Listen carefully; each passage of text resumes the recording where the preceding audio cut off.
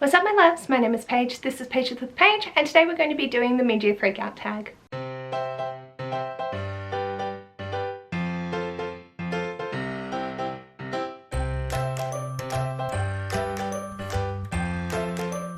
So I will leave a link to the questions down below, and if I can find the original creator, this goes around this time of year every year, and I apologize. I like to post this in the actual second half of the year, not in June, because my reading wouldn't have been completed until then. Just a personal preference. I know this has been going on for 2 months, so I hope you're not sick of this tag, but let's dive into the questions. The first question is the best book that you've read so far this year, and I have to go with Delilah Green Doesn't Care by Ashley Herring Blake. This gave me an existential crisis trying to decide out of the 26 5-star books that I have read, which one was my top. I do want to give honourable mentions to The Grace Year by Kim Liggett and Asking for It by Louise O'Neill, as well as A Psalm for the Wild Built by Becky Chambers. These two I finally figured out. I loved them so much. They are so harrowing to read, and that is the only reason that Delilah Green bumps them out. This was fun, this was light, it was fluffy, but it still had a lot of substance to it,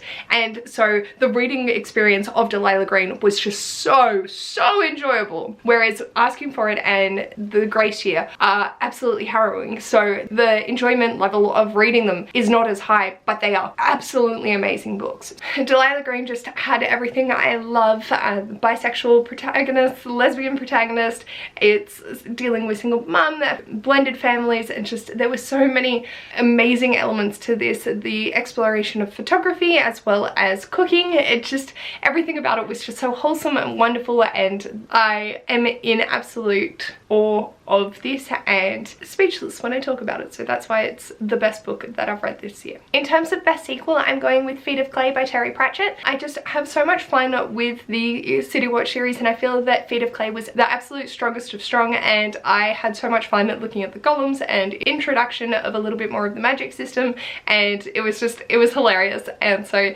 that is the best sequel that I've read. Next up is a new release you haven't read yet but want to, and I want to get to The Bone Spindle by Leslie Vedder. This is a basically lesbian Indiana Jones. Like, yes, yeah, it just seems like a lot of fun and that I'm gonna have a good time with it, so I definitely want to get to it, but just haven't as of yet. Next up is my most anticipated release for the second half of the year, and this is going to be a funny one, but it's Egyptian Myths by Jane Menzies and illustrated by Katie Ponder. I absolutely loved Greek Myths by Jane Menzies, who is Jane's Bookish Thoughts on YouTube, and so I'm actually super excited to get the next one in her DK collection and see, as I'm not overly familiar with Egyptian mythology and I feel like she's going to do it justice, so that's the one that I'm most excited for the second half of the year. Next up is my biggest disappointment, and thankfully it's Keys to the Repository by Melissa Dela Cruz. This is 4.5 in the Blue Blood series, and this just wasn't it. This is like recapping the family tree, and just, it wasn't good, and I had enjoyed the series so much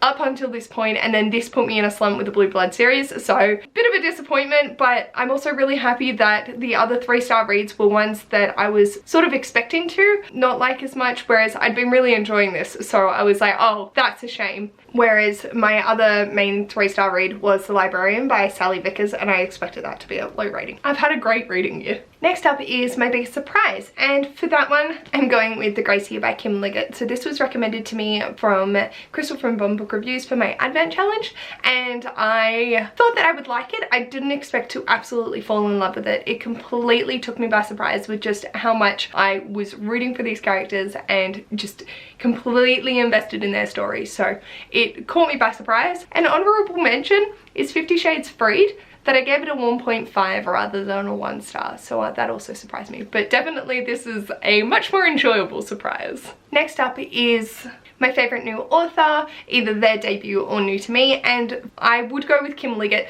but having mentioned it for 2 questions, I've decided to pick another one, and that is John Mars. I read the one this year and absolutely loved it as well, and I'm very curious to pick up more of their work, as I feel that this is going to be the kind of vibes that I'm just here for. So I'm hesitant to apply favourite new author, but I really enjoyed this and I'm very happy to pick up more things that they have written. Next up is newest fictional crush, and I have 2.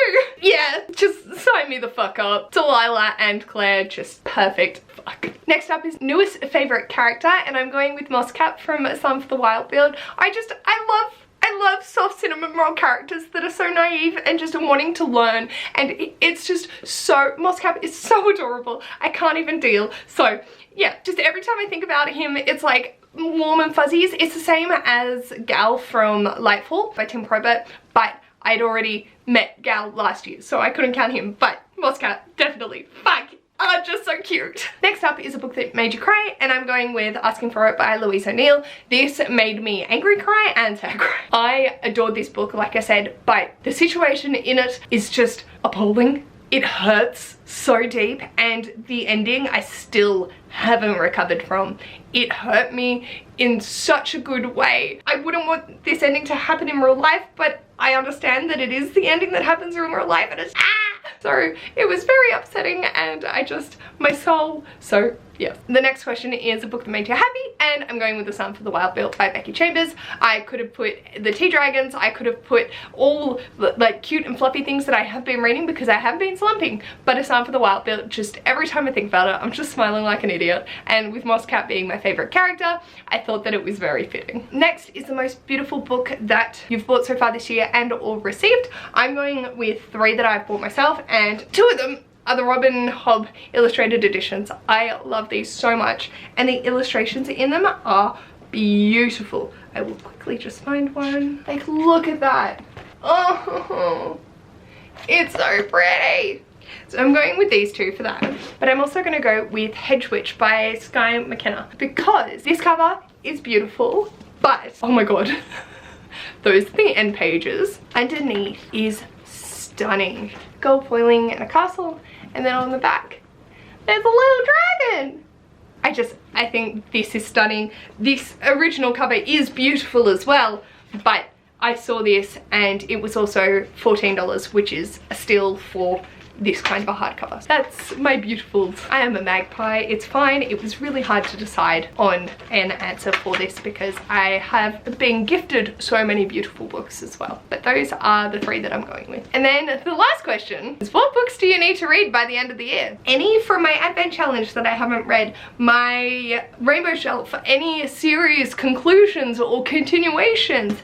Off Season by Jack Ketchum is one that I'm definitely going to prioritize because up here, and also I want to have the shit scared out of me. Love that. Also my Bookstar reads, so concluding off the Mortal Instruments, I will also probably try and finish the Infernal Devices as well on the alternating months. The All Souls series including Times Combat, so I need to read 3 and 4 for that. That is a small list, then whatever Cluedo decides to toss my way. Preferably my 5-star predictions for this year so I can actually do a recap next year, since I still haven't finished one from June of last year, so probably that one as well. We've got a lot going on, but I'm excited to read all of these things. Apologies for the slight angle and hair change. It's been like 2-3 hours since I filmed the first part. I forgot that I wanted to include my mid-year statistics, so yes, nothing fancy. I do have some graphs that I can put up if you'd like. Let's have a look.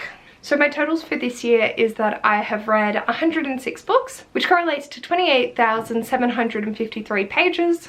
My listening hours is 215 hours, which, what the hell? I've acquired 79 books and I have had 2 rereads. I won't go into the pages breakdown or number of books read per month. I will do that at the end of the year, but I do have these stats in each monthly wrap up. So for format in total though, I have listened to 22 full audiobooks. I've read 20 ebooks. I've read 7 physical books. So I've done an ebook audio combination for 10 books and a physical audiobook experience for 47. That is insane. Oh no, I'm so happy. My audience is a pretty even split. I've got 37 adult, 3 YA, 26 YA, and 40 middle grades. 32 of those are animal. I've read 1 Kindle Unlimited book, 4 Nat Galley arcs, 13 from other places, so like I downloaded those digitally, 37 library books, so that does include just listening to Libby or Hoopla, and 51 owned books, which, yes, that's nearly half of what I'm doing is coming off these shelves. In terms of listening via, I've used BorrowBox once, Scribd twice, others, so like mostly source these through Erin, 6. For Audible, I've listened to 12 books, and for Libby, I've listened to 59 books. Amazing. I'm utilizing Libby so much this year and loving it. Honestly, I could probably get rid of my subscription to Scribd as I'm no longer using it, but I do have it linked below if you would like the code to get a discount for it. I've read 25 standalones and 81 books that are part of series. I have started quite a few. I am working on my spreadsheet to be able to get that back up to speed. So I've started 16 series. 5 of those are up to date, with the next books not having been released from the end of June. I've DNF'd 1 series that I started this year, and then the rest are continuations on, whether that be in series for this year or years previous. So take of that what you will. I do want to make my spreadsheet say it is a start, a continuation, or a conclusion. So I believe I have finished 2. That will be in my goals video, which I can leave linked up above. In terms of rating, I have had 1 1.5 star, 2 3 stars, 13 3.5, 41 4 stars, 23 4.5s, and 26 5 stars. My reading has predominantly been sci-fi, which is the Animorphs skewing the statistic, with my next being 32 fantasy. So that fantasy minus Animorphs are definitely the most prevalent genre, but because of Animorphs, it's a little bit skewed, with paranormal creeping up there, with the Blue Blood series, 6 contemporary, 5 romances, 3 thriller, and 3 horror. Look at me stepping out of my comfort zone. 2 non, one of those horrors was 50 Shades. 2 technical horror. 2 non-fiction, 1 erotic, 1 dystopian, 1 anthology, and 1 historical fiction. I forgot I put 50 Shades Freed as a horror. For new to me or read before, I have 77 read before and 29 new to me. So Sandra Collette, I read the first book, City of Bones, and counted that as a new to me, and then the preceding books that I have read count under read before, because I've read them before. I found 29 new authors this year, and then continued reading a lot of people that I know and love. Also 30 of the read before were Animorphs, and I'm not going to go into the publication breakdown just because I haven't actually organized statistics to be able to figure that out, as I forgot that I was adding this in at the end of this video. But I have read 17 2022 releases, so I'm actually keeping up with some new releases that I'm interested in, which is funny because this year has been one that I haven't found many things that I'm overly anticipating, so it's nice that I'm picking up the ones that are coming out. Then 1997, 1998, 1999, 1996 are all 7 to 11 because of reading Animorphs. 2021 and 2020 both have 6 each. So yeah, feeling pretty good about that. In terms of my acquisitions, I have acquired 79 books this year. 25% of those are read and 43% of them were gifted. So I've been very fortunate in that fact. 30 to 35 of them have either BIPOC, LGBT, disability, or mental health representation in them. I am not 100% sure until I read them if they do contain, some of them might contain elements of it that I just wasn't aware of. So I'm curious to actually dive into the ones that I might be diverse, but I haven't actually done any research into it. It's just I look at it and have heard of it being that or not, and so I'm curious to build up those stats, and I'm very happy with it being near the 50%, especially when I've acquired a lot of books, and I do know some of them are written by LGBT authors. They just don't have any LGBT content, and I haven't included it if there is no explicit rep in it, even if it is written by an LGBT author. That's where that is. So I would say that at least 40 are in the diverse category. It's not just cis straight white men.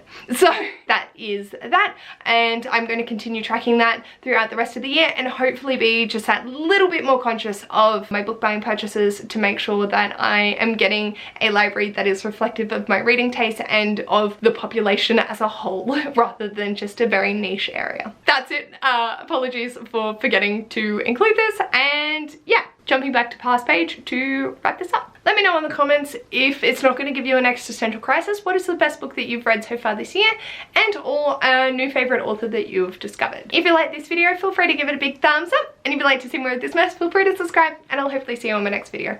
Bye!